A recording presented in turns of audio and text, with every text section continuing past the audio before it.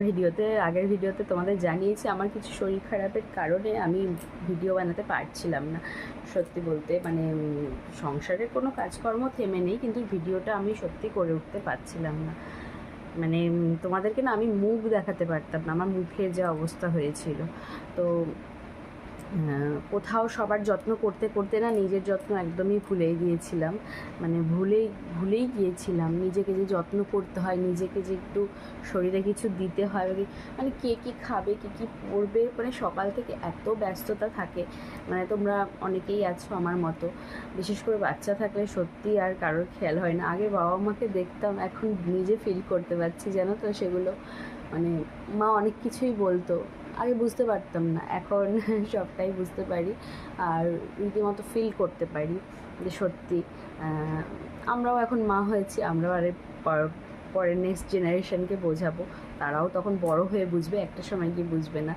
যেটা হয়েছিল আমার মুখ না পুরো স্কিন পুরে মানে একদম যাচ্ছে তাই কাণ্ড হয়েছিল আমার, ঠিক মানে নাক থেকে পুরো এই জায়গাটা ধরে না, আর এখানে কপালে, তারপরে তোমার এইখানে, মানে এই জায়গাটা তো বিশেষ করে মানে লাল হয়ে চামড়া পাতলা হয়ে গেছিলো, স্কিন পুরো পাতলা হয়ে গিয়েছিল, লাল হয়ে এত ইচিং হতো, চুলকোতো, এত চুলকোতো।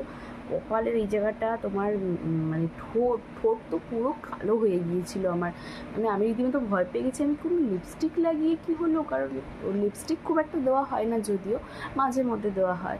তো আমি ভাবতাম লিপস্টিক দিয়ে কি আমার এরকম ঠোঁট পুরো পুড়ে চামড়া উঠছিল, মুখ থেকে পুরো চামড়া উঠছিল, স্কিন উঠছিল, ভয়ঙ্কর অবস্থা হয়ে গেছিলো আমার স্কিনে।